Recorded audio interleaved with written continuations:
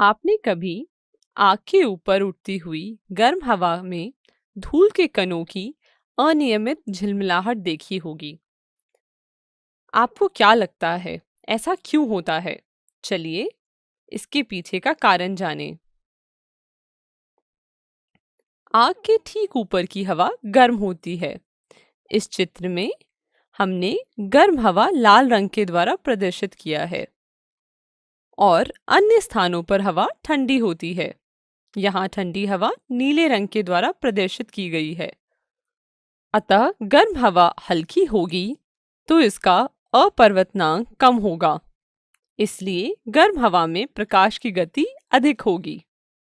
हम अपवर्तनांक के बारे में पिछले अध्याय में पढ़ चुके हैं। चलिए एक बार उसे दोहरा लें। यह निर्वात में प्रकाश के वेग और किसी अन्य माध्यम में प्रकाश के वेग का अनुपात होता है। यहाँ ठंडी हवा अधिक सघन होगी और इसका अपवर्तनांक ज्यादा होगा, इसलिए प्रकाश की गति धीमी होगी। इसलिए प्रकाश की किरण अभिलंब की ओर झुकेगी।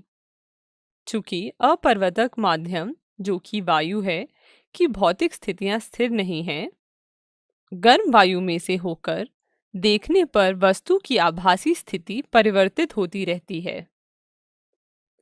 इस प्रकार यह परिवर्तन हमारे स्थानीय वातावरण में छोटे पैमाने पर वायुमंडलीय अपरिवर्तन का एक प्रभाव है। तारों का टिमटिमाना भी बहुत बड़े पैमाने पर इसी प्रकार की घटना है। चलिए इसे और अच्छे से समझते हैं। हमारा वायुमंडल कई परतों से बना है, इसलिए अलग अलग परत का तापमान और अपवर्तनांक अलग अलग होते हैं।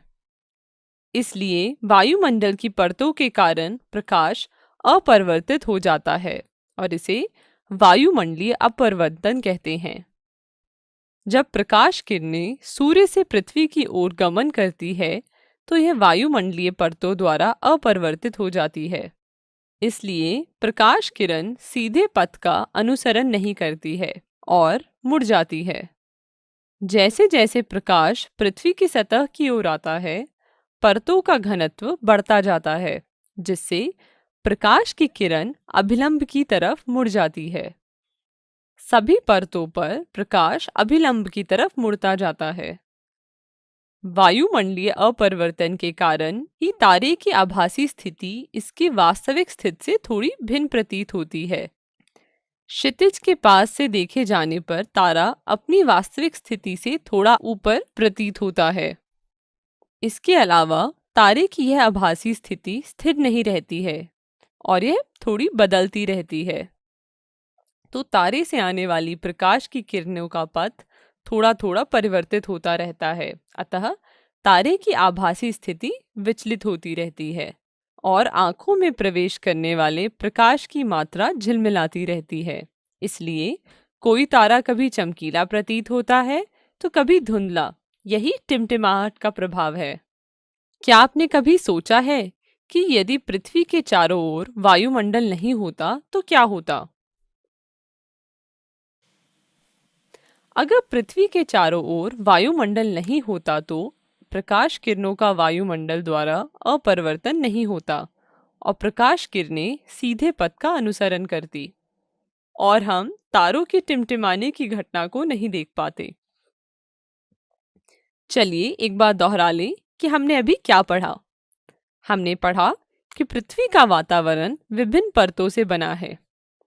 हमने यह भी पढ़ा कि जैसे जैसे हम पृथ्वी की सतह से दूर जाते हैं तो परतों का घनत्व कम होता जाता है।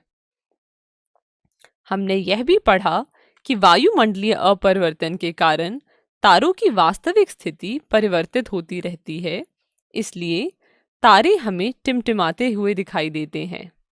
कृपया इसे अपनी कॉपी में नोट कर लें।